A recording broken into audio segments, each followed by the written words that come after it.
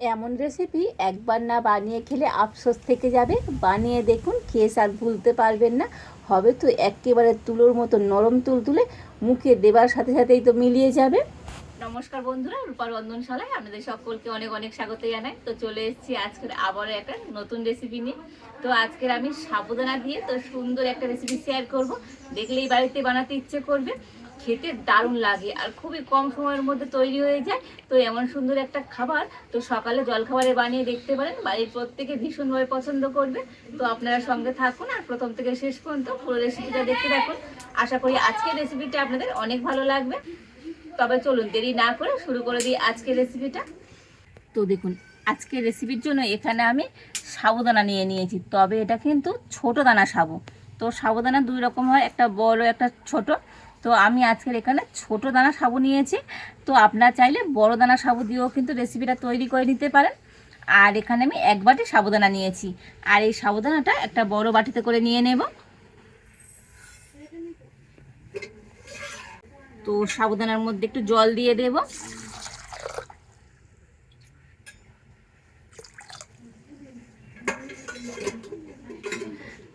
তো প্রথমে সাবুদানাটাকে ভালো করে জল দিয়ে ধুয়ে নেব।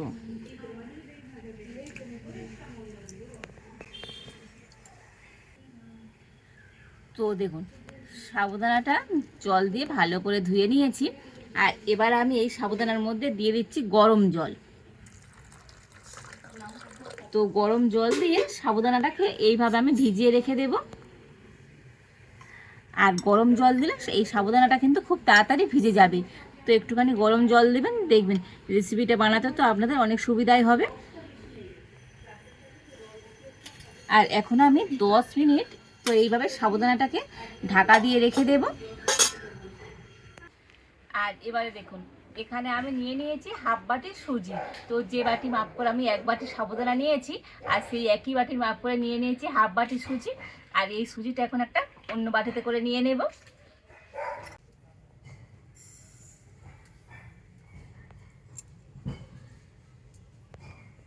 আর ওই সুজির মধ্যে দিয়ে দেব এক বাটি দুধ। তো যে বাটি মেপে আমি এক বাটি সুজি নিয়েছিলাম, আর সেই বাটি মেপে আমি এখানে দুধ আগে থেকে আমি একটুখানি জাল দিয়ে এনেছিলাম। তো দিয়ে দিলাম। তো এই দুধের মধ্যে সুজিটাকে কিন্তু এখন একটু ভিজিয়ে রেখে দেব। তো এইভাবে রেখে দিলে সুজিটা কিন্তু খুব সুন্দরভাবে নরম হয়ে যাবে। আর এবারে আমি এখানে নিয়ে নিয়েছি টক দই। তো একই বাটির মাপ করে এখানে আমি হাফ বাটি টক দই নিয়েছি। তো আপনারা এরকম বাটি কিংবা কোনো চায়ের কাপ মেপে তো সমস্ত উপকরণগুলো নেবেন, দেখবেন রেসিপি তো আপনাদের একেবারে পারফেক্ট হবে। আর এই টক দইটা একটা বড় বাটিতে করে নিয়ে নেব।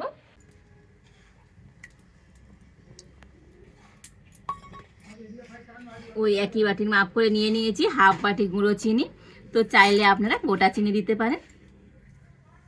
দিয়ে দেব অল্প একটু সামান্য পরিমাণে লবণ। আর এবার একটা ব্লেন্ডার দিয়ে তো সমস্ত কিছু ভালো করে ফেটিয়ে নেব।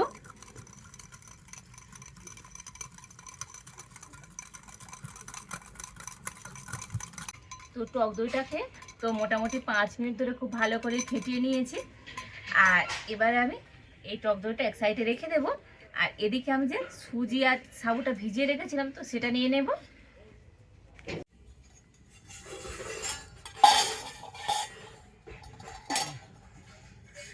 আর দেখুন এখানে সুজিটা কত সুন্দরভাবে ফুলে গিয়েছে, কতটা দুধ ছিল। আর দেখুন সুজি একেবারে দুধ টেনে নিয়েছে।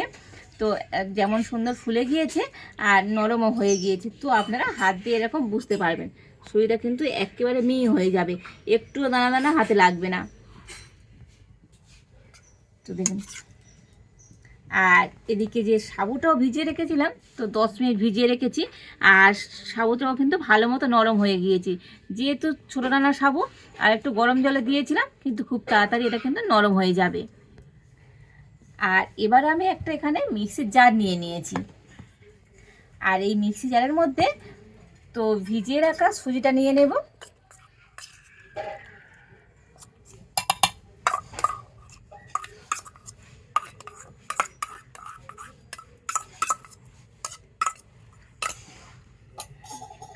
আর এখান থেকে সাবু দিয়ে দেব। তবে সাবু কিন্তু পুরোটাই দেব না, তো অর্ধেক দেব, অর্ধেক রেখে দেব, অর্ধেকটা আমার পরে লাগবে।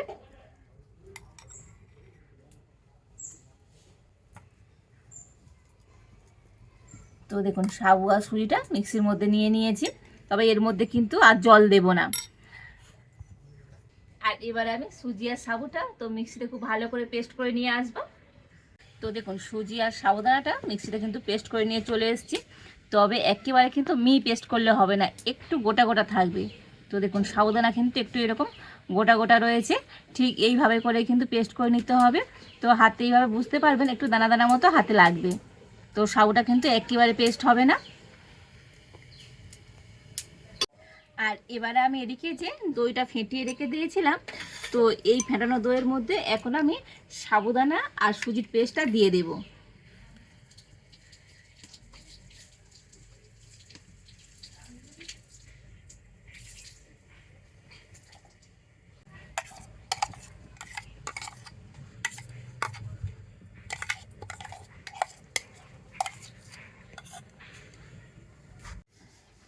আর এই মিশ্রণের মধ্যে দিয়ে দেব ওই একই বাটির মাপ করে হাফ বাটি নারকেল গুঁড়ো।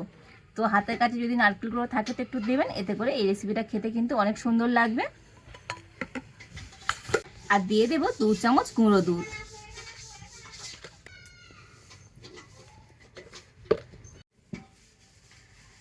আর এবারে আবারও ব্লেন্ডার দিয়ে তো সব কিছু একটু ভালো করে মিশিয়ে নেব।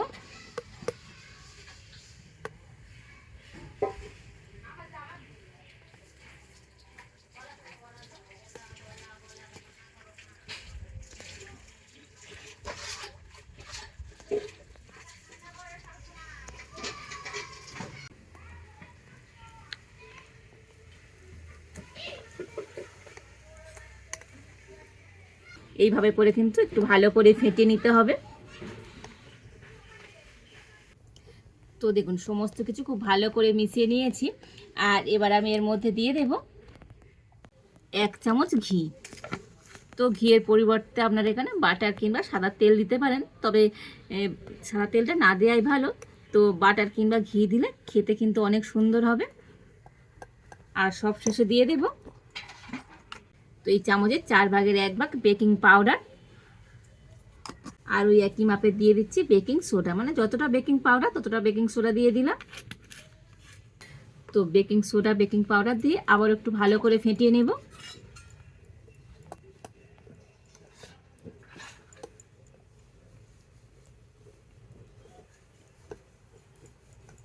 তো দেখুন এইভাবে করে সমস্ত কিছু দিয়ে সুন্দর করে ব্যাটারটাকে ফেটিয়ে নিয়েছি। তো ব্যাটারের ঘনত্বটা এবার আপনাদের দেখিয়ে দিই। তো দেখুন এই রকম ঘনত্বে করে তৈরি করে নিতে হবে, খুব কিন্তু পাতলা নয় আবার খুব ঘনও নয়। তো আর একটু ভালো করে দেখিয়ে দিচ্ছি দেখুন। তো ব্যাটারটা কিন্তু পরে সাথে সাথে ব্যাটারের সাথে মিশে যাচ্ছে না, একটু পরে কিন্তু মিশে যাচ্ছে। ঠিক এইভাবে করে ব্যাটারটাকে রেডি করে নিতে হবে। আর এবার আমি এখানে একটা এরকম চৌকো শেপে পাত্র নিয়ে নিয়েছি। তো আপনাদের হাতের কাছে যেমন বাটি থাকবে তো সেই বাটিতে করেই কিন্তু আপনারা আজকের এই রেসিপিটা তৈরি করে নিতে পারবেন। আর এর মধ্যে এখন আমি একটুখানি ঘি দিয়ে দেব।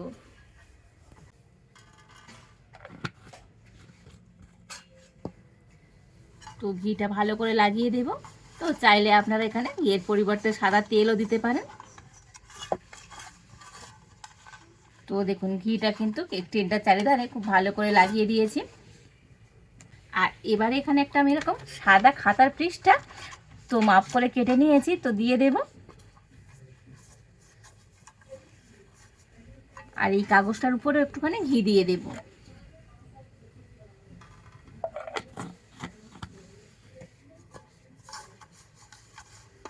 কাগজটার উপরেও আমি কিন্তু সুন্দর করে ঘি দিয়ে দিয়েছি। আর এবার আমি যে আগে একটুখানি সাবুদানা রেখে দিয়েছিলাম, আর সাবুদানাটা এইভাবে করে জল ঝরিয়ে নিয়েছি। তো প্রথমে আমি কেক টিনের মধ্যে একটু এরকম সাবুদানা নিয়ে দিয়ে দেব।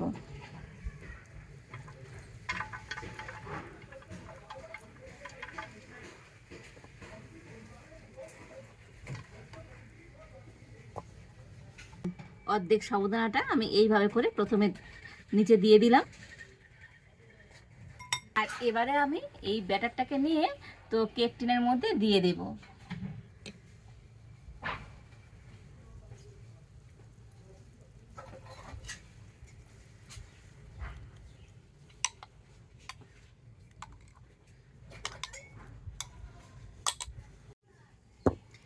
আর এবার আমি এই কেক টিনটা ধরে একটু এইরকম ট্যাপ ট্যাপ করে নেবো, এতে করে ব্যাটারটা কিন্তু সুন্দরভাবে সেট হয়ে যাবে। আর যে অর্ধেক সাবুদানাটা রেখে দিয়েছিলাম, তো এই ব্যাটারের উপরে দিয়ে দেব।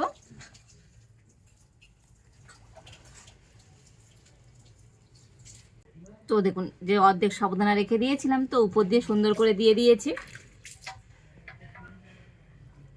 আর এবার আমি এখানে আগে থেকে কড়াতে জল গরম হতে বসিয়ে দিয়েছি। আর জলটা ভালো মতো গরম হয়ে গিয়েছে, আর জলের উপর একটা খাবার রাখা স্ট্যান্ডও দিয়ে দিয়েছি। আর এবার আমি কেক টিনটা নিয়ে স্ট্যান্ডের উপর বসিয়ে দেব।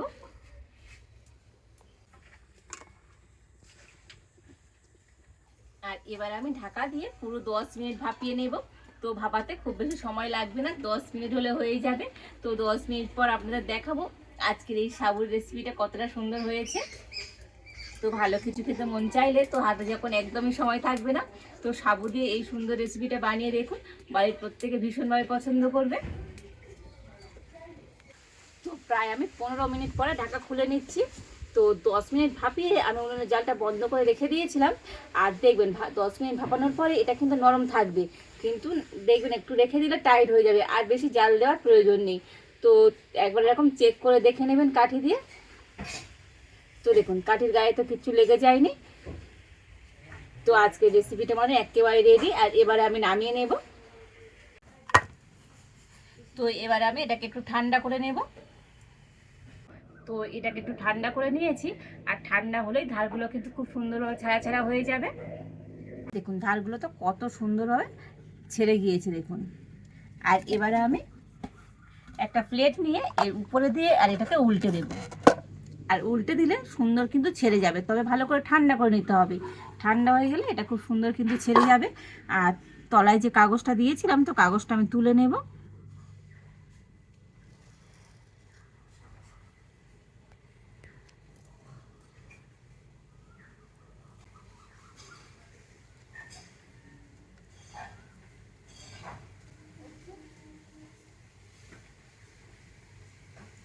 তো দেখুন, কাগজটা সুন্দরভাবে ছেড়ে গিয়েছে। আর কত সুন্দর দেখতে হয়েছে দেখুন আজকের এই সাবু ভাপাটা। আর এবারে একটা ছুরি নিয়েছি, তো ছুরি দিয়ে এটাকে আমি একটু চৌকো শেপে কেটে নেব।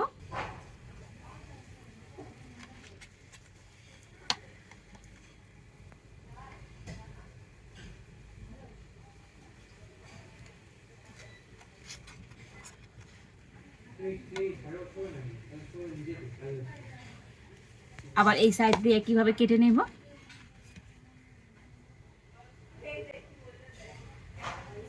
তো এটাকে আমি চৌকো শেপে কেটে নিচ্ছি। তো আপনারা আপনাদের পছন্দ মতো শেপ দিয়ে কিন্তু কেটে নিতে পারেন।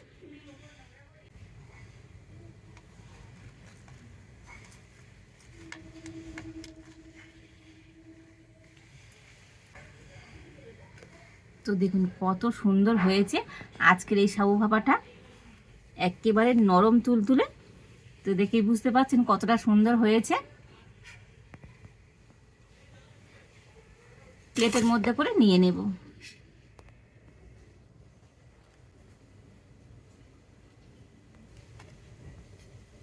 তো দেখুন, প্লেটের মধ্যে সুন্দর করে সাজিয়ে নিয়েছি। আর উপর থেকে একটু আমি ড্রাই ফ্রুট দিয়ে দেবো। তো এখানে আমি একটু বাদাম কুচি নিয়েছি, দিয়ে দিচ্ছি পেস্তা বাদাম আর আলমন্ড বাদাম। এতে করে রেসিপিটা দেখতে যেমন সুন্দর লাগবে, খেতেও দারুণ লাগে। দেখুন, সুন্দর করে সাবু ভাপাটাকে সাজিয়ে নিয়েছি, আর দেখতে কত সুন্দর হয়েছে দেখুন। আর দেখতে শুধু সুন্দর নয়, তো এইটা খেতেও অনেক সুন্দর হয়। তো সকালবেলা এইরকম একটা স্বাস্থ্যকর জলখাবার বাড়িতে বানিয়ে দেখবেন, প্রত্যেকে ভীষণভাবে পছন্দ করবে। খেতে দারুণ টেস্টি হয়। আর কতটা লোভনীয় হয়েছে দেখুন, দেখতে কত সুন্দর হয়েছে, একেবারে নরম তুলতুলে। তো মুখে দেওয়ার সাথে সাথে মিলিয়ে যাবে। তো দেখুন, ভিতর দিয়েও কতটা সুন্দর হয়েছে দেখুন, একেবারে জালিদার। আর এমন রেসিপি বানিয়ে যাকে খাওয়াবেন, তো প্রশংসা না করে থাকতেই পারবে না। তো বন্ধুরা, আজকের আমার এই সুন্দর স্বাস্থ্যকর জলখাবারের রেসিপিটা কেমন লাগলো, তো অবশ্যই কমেন্ট করে জানাবেন। ভালো লাগলে লাইক, শেয়ার, সাবস্ক্রাইব করবেন। আজ এই পর্যন্ত। আপনারা ভালো থাকুন, সুস্থ থাকুন। দেখা হচ্ছে নতুন কোনো একটা রেসিপি নিয়ে।